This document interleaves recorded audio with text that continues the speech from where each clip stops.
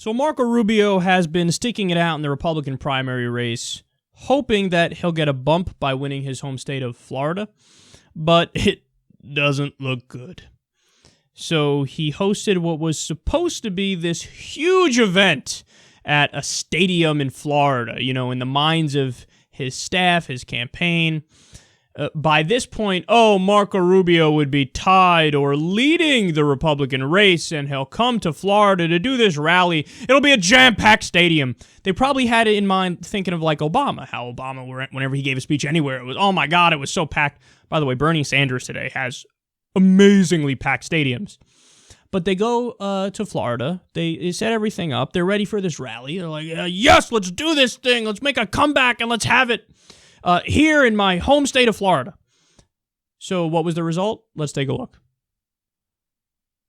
That's the saddest thing I've ever seen in my life. It basically looks like an empty field. It says, this is breaking news on CNN. Now, to be fair, CNN puts breaking news for almost everything. I mean, it's amazing. They once put breaking news, the Titanic sank 112 years ago today or something like that. Unbelievable. That's not breaking news. That would be the opposite of breaking news. But it says, breaking news, stadium nearly empty for Rubio rally. Oh, come on. I even feel bad for him looking at that picture. Oh, that's so sad. So there were other pictures, too, from other reporters that were there. Funny how whenever it was reporters who are there, they're showing the real pictures, and they're like, this is shit. Oh, my God. There's, like, nobody even in the stands. It's just, they said it was just a couple hundred people in one of the end zones when the idea was to fill up the entire fucking place. Oh, but then people who are on Marco Rubio's campaign, they were tweeting out pictures like from up close, right in front of all the people, taking pictures like, jam-packed place for Marco Rubio. Am I right? Am I right? Can you imagine being one of those staffers, in all seriousness? Like, even if you're somebody who's in his campaign and you like Marco, obviously you like him, you're in the campaign and whatever, you agree with his policies, whatever. Like, you have eyes, you have a brain. You can see by reading the news and looking at what's actually happening that, man, our guy is going to crash and burn in historic fashion.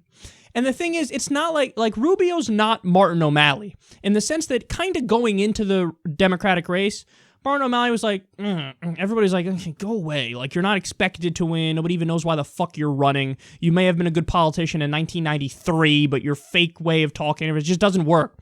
Rubio's got the fake way of talking, of course, but he was expected to lead or win on the Republican side, and he's just repeatedly getting his ass handed to him. Did you know in the last round of elections, what they call Super Tuesday 2, that Marco Rubio got literally 0 delegates? Kasich got at least 16. Kasich is passing Rubio in many respects now. Dude, stop embarrassing yourself.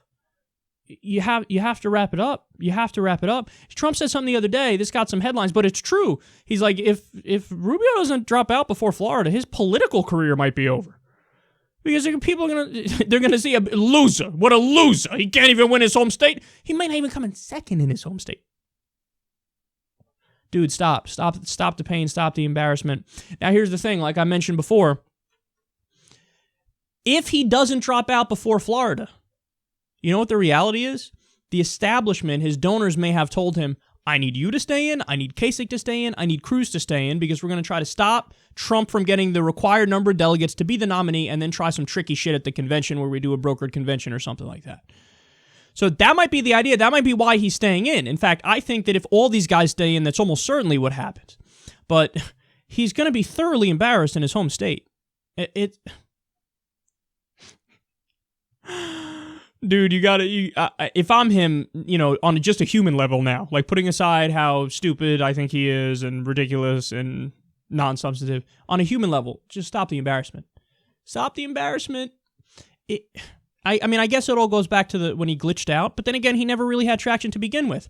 But when he glitched out in the debate, it was so awkward because it's like everybody knew he was a robot. Everybody knew he's an empty suit. Everybody knows that he's just doing what his donors want. He is a puppet, and it's all a facade. You have to have him on the teleprompter. You have to have him scripted. And, his brain short-circuited, and he kept repeated the same talking point 3 or 4 times. People are like, oh, there's no there there. Like, he's just a shell of a human being, filled up with corporate cash and thrown out there because he's a fresh face. Somebody actually made a great point on MSNBC yesterday.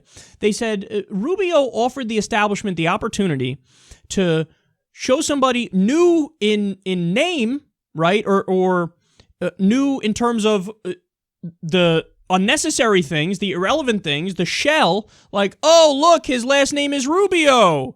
Oh, doesn't this make Hispanics want to vote for him? Look, we are so inclusive here in the Republican Party, and he is young. He's not old like most Republicans. So it allowed them to say that while changing none of the policies. So, hey, look, here's fresh face, young, huh? Hispanics, you want some of this, huh? And meanwhile, his policies, it's just he's Mitt Romney. He's every other Republican candidate in the past decade. That's what they allowed him. And it turns out that his glitchy exterior glitched. And everybody's like,